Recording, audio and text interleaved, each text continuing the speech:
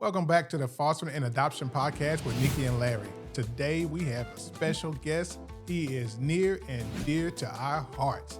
It's our son, Jahlil. Hello. Hey, Jahlil, welcome, man. Hello, Jahlil, and welcome. As you know, that we've been talking to our supporters and our children about their journey, and we're so excited that you're here. First of all, and you all, Jahlil did not come to us a traditional way, if that's even such a thing, with all the options we have today. But Jahlil came into our lives through foster care, and he is now in our home forever, and it's a permanent situation. He's been here, well, we're gonna get into that. You're gonna have to tune in to hear Jahlil's side of the story, how long he's been with us, how did he get with us, how did that start? I mean, let's just get into Jahlil being in our home as our son, and what did that look like in his eyes. Okay, Jahlil, are you ready to get into it? Yes, I'm ready. All right, and you're going to share your journey. Yes. All right, well, tune in and let's talk to Jahlil. Join us.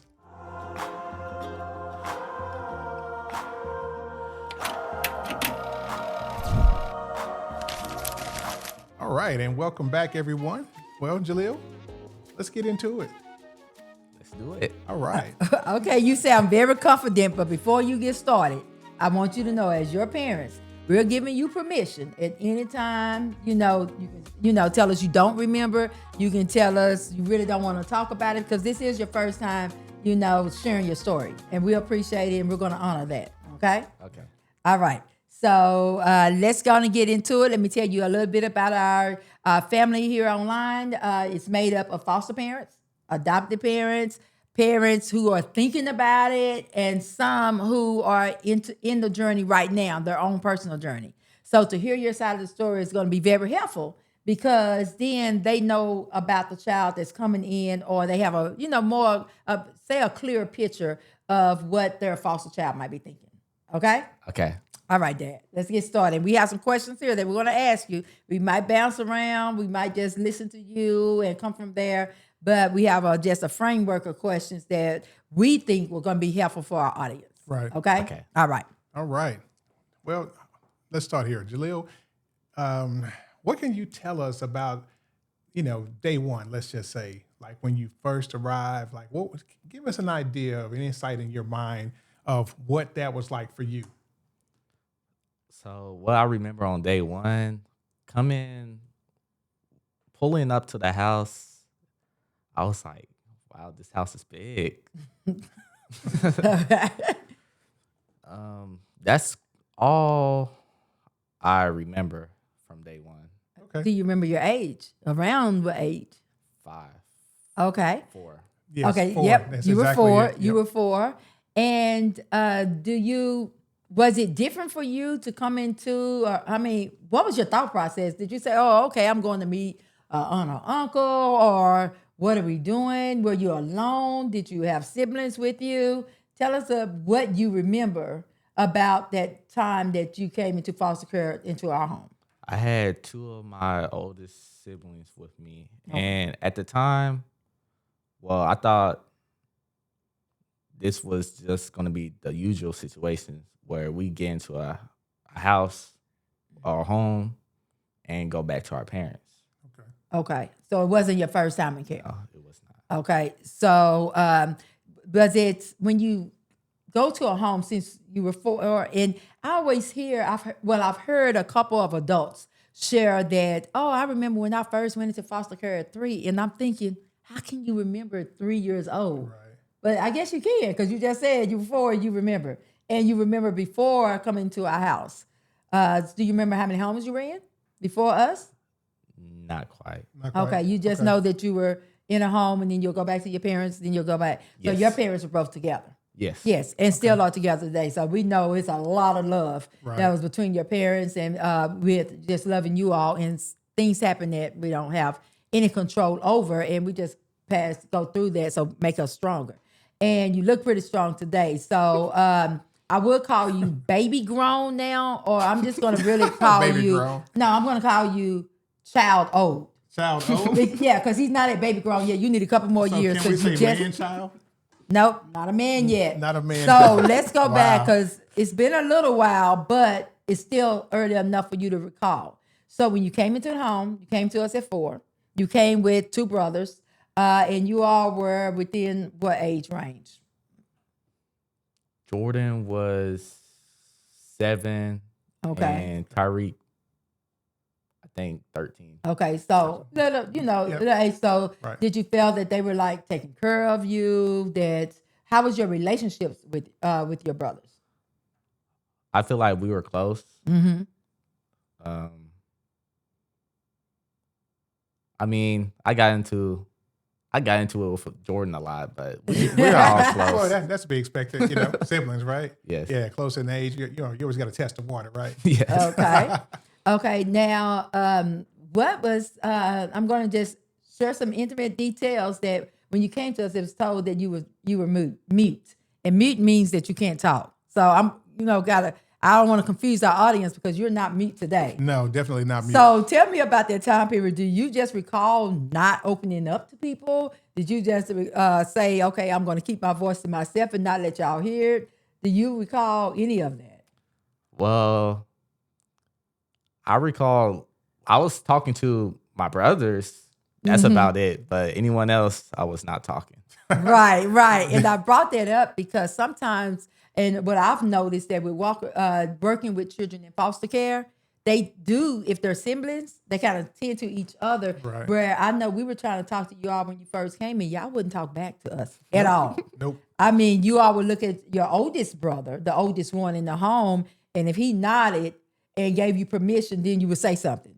But other than that, you all would just zip lip. Yeah. Do you remember that at all? So was that punishment for us, or what was that? Or was that y'all, like armor, like we're gonna stick this together, Right. it's us against them? Y'all ways of protecting you. I feel like each it other, was right? a way us like just sticking together Okay. Okay. until we got comfortable. Okay, Okay. Good way of putting it. that was fair. Yeah. Now, do you ever felt a time or remember the time when you started feeling kind of comfortable in the home, or what made you feel comfortable in the home at any time, if you did? What I say, like Cam, Nick, having them, like having a bond with them, helped me feel more comfortable. Just hanging out with them. Okay. Okay, with your bio kids. Yes. So you were, did they feel welcome to you all when you first came in, or is that something you all had to establish over time? They were welcome to me. Oh, okay. To you. Okay. Well, he was a baby. He was Yeah, a baby I in was the gonna say, house. yeah, you pretty much you were the little brother that Nick didn't have. Right. So yeah, you had a good shoe in. You did. Good, good. Now, do you recall anything that was done to make you feel comfortable, other than the boys being here for you can have another, some more children that were in the home to associate with? Do you recall, or even from another home that you were previously in versus our home, anything stand out? Like, nice lady standing at the door welcoming you, or, giving you hugs or treats, did you have anyone like that, or something, circumstances, the nice woman who was in the home? Yes. That's a recurring theme, right? Yeah, that A nice nice woman that was in the home. Yes, I say reinsurance. Well, bonding, going places, Okay. and doing schoolwork too. I remember doing schoolwork. Yeah, I remember. Yeah, y'all we doing were. schoolwork. Ooh, Yeah. look, that made me a little uncomfortable with all the time we spent on it. Right, But yeah, so kind of just spending time together as a family, Yes. acting as one unit in the home. Yes. Okay, that's good to know, because being in foster care and coming to the new home, you had to make some adjustments. So talk to me about those adjustments. What do you think, what was the hardest for you coming into a home or any home and having to adjust to the way they were living, what they did each day versus, something that you were already the norm to you? I say dropping. I won't really say dropping bad habits, but well, yeah, dropping bad habits. So, Like, what? Like what? well, I won't say it's bad habits, but getting used to, you don't have to hold on to food for later Okay. Right. or things. Well, No, that's huge. Yeah, it is. And that's real. Right. That's very real. It's very common. Very, very common. Right. And when you say that, we're just talking about like a snack, you're trying to save it because you don't know if you're going to get that snack later. You know, when it's a meal, start nibbling on it and then, okay, I'm going to save this for later just in case it didn't come again. Right. You know, so yes, I've noticed that in several foster children. You know, several children that has just not even just foster, they children we've worked with their bio parents that's just been in a different environment. You know, so that is very real. And one thing in foster care, and I'm just reminding you all at home, is that we ask you when the children come into the home, have fruit out, have snacks out. It's not that you're spoiling the child, but you're giving them an opportunity and giving them sort of a safety net to know it's okay to eat. And in a way, you're empowering them because Oh, I like have that, babe. they have choices that they maybe didn't have an opportunity to have Right. before. So that's another way to kind of make them feel comfortable in a new environment. Yes. That's good. think And I like the empowerment part because when you come into a home, do you feel sometimes you're helpless? Yes. Talk to me about that. Because how would you feel helpless? Is it that you have no control of the situation? Yes. Not having control. Well, on where you go. Right. Right. That's about. Okay. Right. Well, tell me this. Tell us this. What are some things that you think that we did, whether we knew we did it or not, that helped you to adjust and begin to feel comfortable? Like let's talk about like environment. What were some things that you saw and you appreciated in our environment that we tried to establish that helped you, go from being quote unquote mute to feeling comfortable and being and speaking as freely as you feel like speaking today? And just feeling safe. Yeah, Just exactly. feeling like, okay, this is somewhere I can probably trust one day, so I feel safer than when I walked in. Right. I say like the constant like reinsurance, doing activities that helped. Okay. Right. You talking about our family activities that Yes. we had? Okay. Yeah. Good. And that's huge. And we, in our community, you all look into your community that you're in. There are so many different things and activities out there to get your family involved in if you're fostering and adopting or just in this space at all, because the activities are what create normalcy. Right. They create a safety space, and I know through our nonprofit, we actually give activities each month just so the kids can have something to do. And the parents, it won't be a burden on the parents to go out and do some of those things.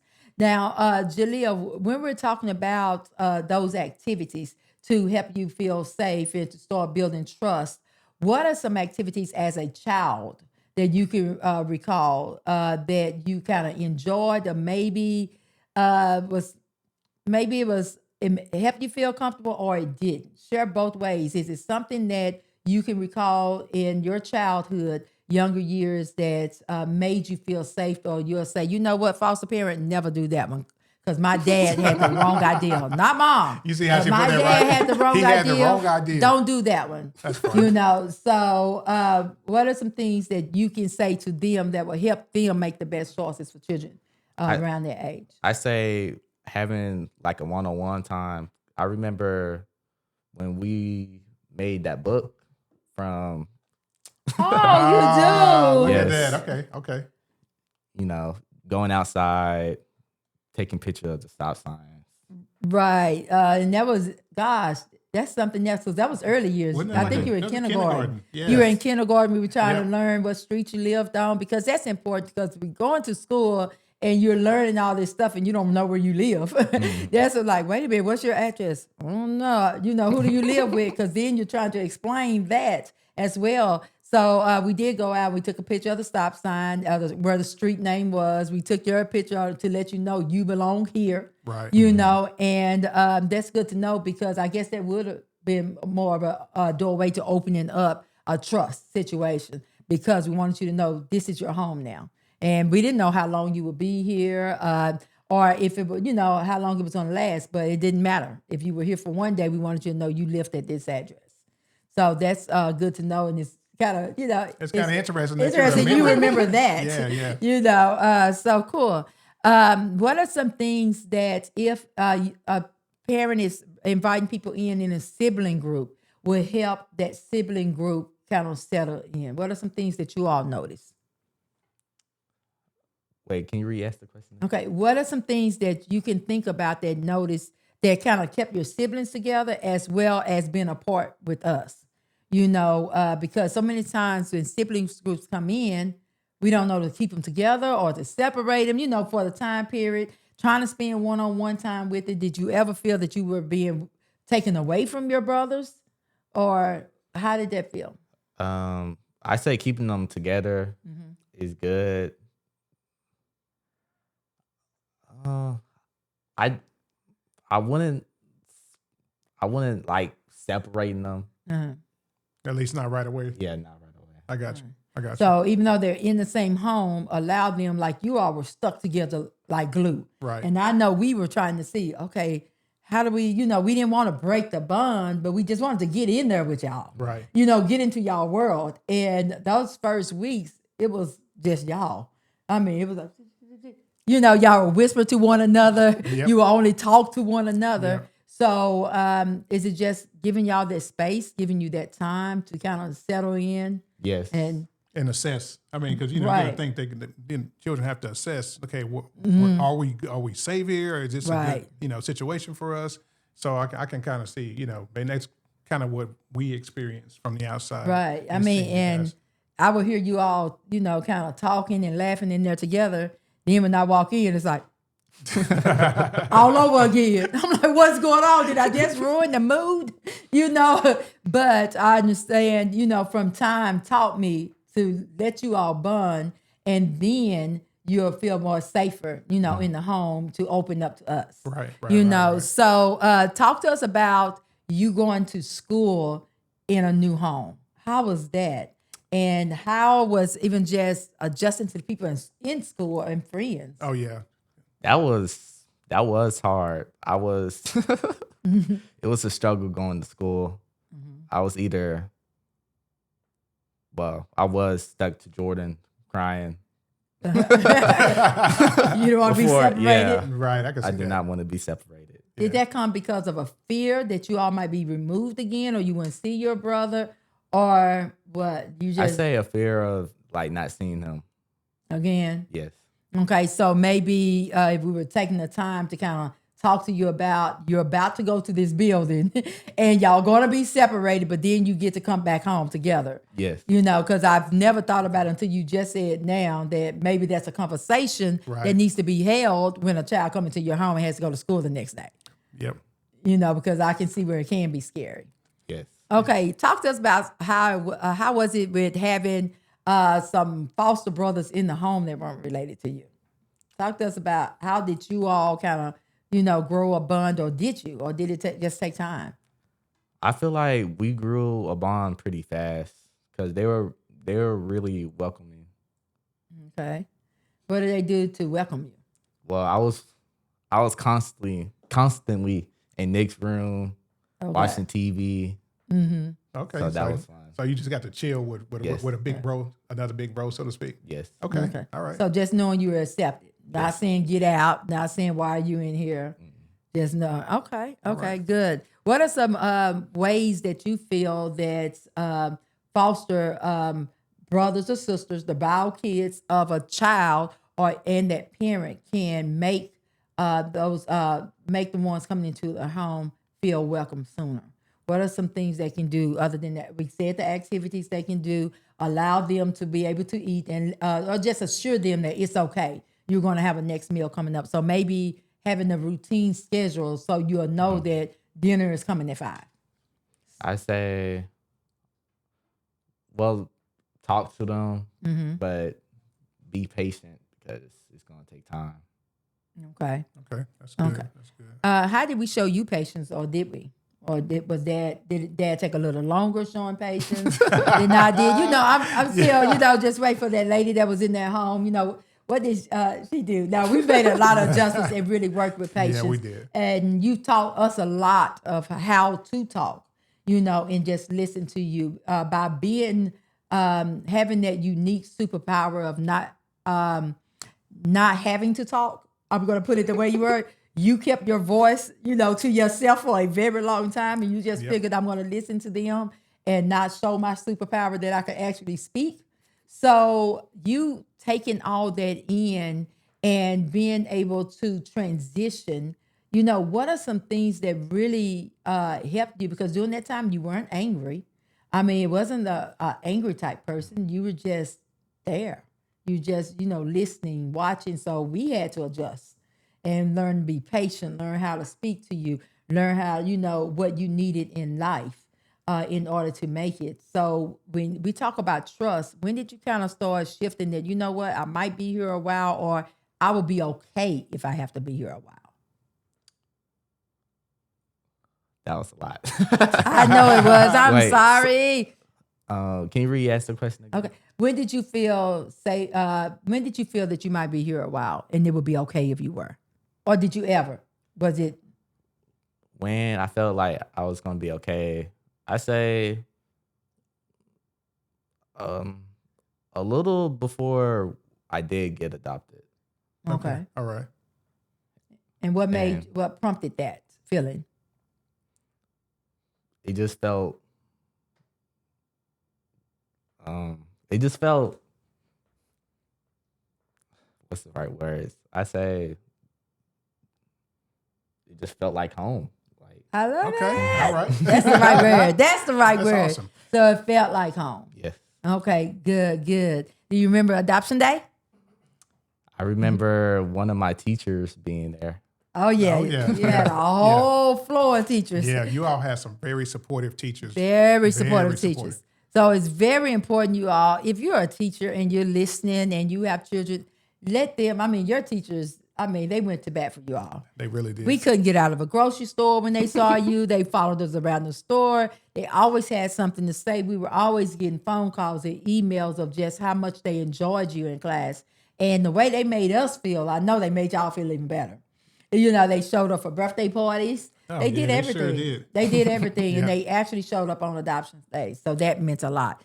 Did you have any type of feelings that you can share with us of how did it feel to go from fostering to adoption?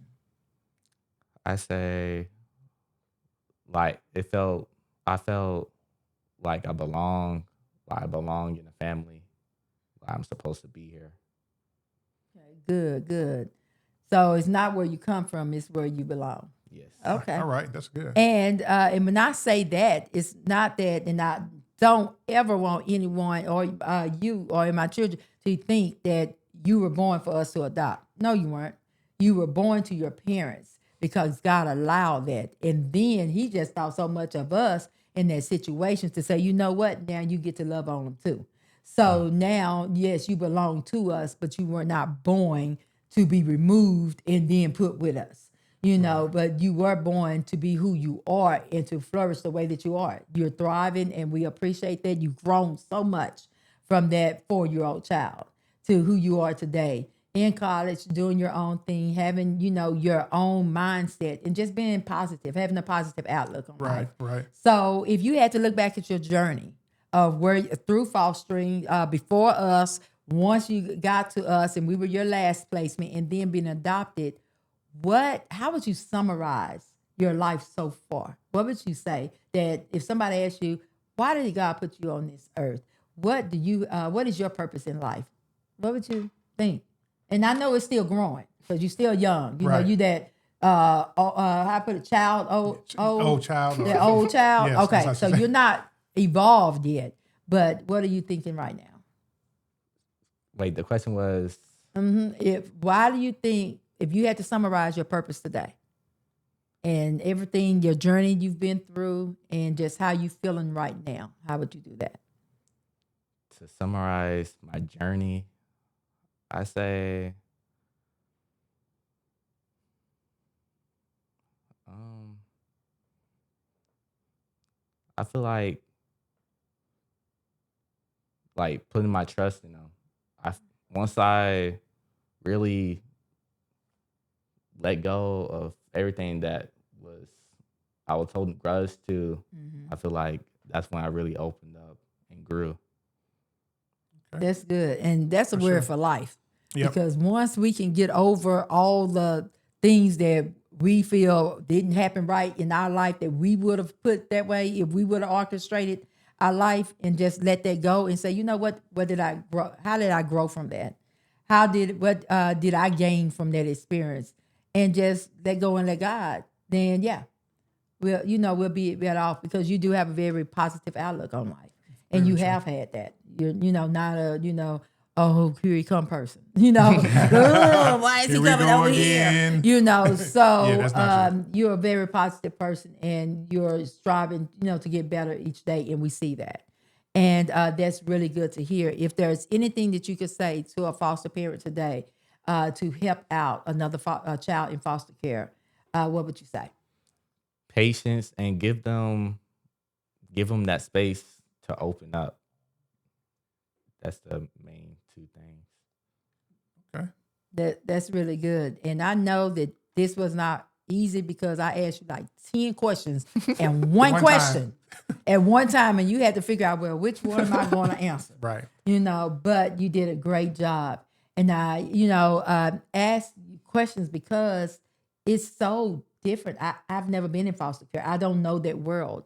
But what I see that how I see you and the growth that I've seen in you, I mean, it just tells me that you're a very special person, not because of your situation, but because of your heart. Right. And because of your determination. So continue that. And I mean, we just thank you for being who you are to us and what you mean in our lives and we look forward to what you're going to do in this world because of that. Yep. The possibilities are endless, man. They really are. You're a good dude. All right. Really, you really are. Now, if you could say anything to your siblings that's still walking in this journey, what would you say to them? I say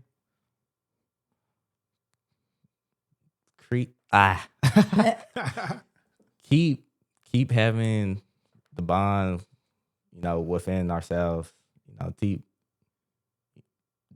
spend time with each other. Right. Okay. Continue spending time with each other. And you all do that and connect as siblings through a lot of different ways. Yes. Tell us just a couple of those ways that you all make sure as a bio sibling group that you stay connected. FaceTime. Yep. Have our calls. Playing games. Going over to our different siblings' houses. Yes. So you all are great in that. And, we want to continue to encourage that as you all get older. First 3 were placed and then you all brought the last 4 in. So you were able to be raised together as a sibling group of 7. And now it's about just keeping that bond as you all get older. So thank you once again, Jahlil. We appreciate you. We thank you. We love you. Thank you. I love you too. All right, man. It was awesome. Thank you. All right. Thank you once again for tuning in to this episode. Hopefully we pray that you did hear some information from Jahlil, that child who was already in foster care that became part of our forever family, that you can utilize in your life and how you make decisions on welcoming a child into your home and building trust in your home. Because remember, this is their journey and you get to be a part of it. Take honor in that. Take pride in that to make sure that they have the best situation set up and the best experience to tell when they are older. Thank you, Jahlil, for being here. Man, thank you. you so much. Thank you. Please like, share, subscribe, and leave a comment. We'd love to hear from you. Thank Bye. you.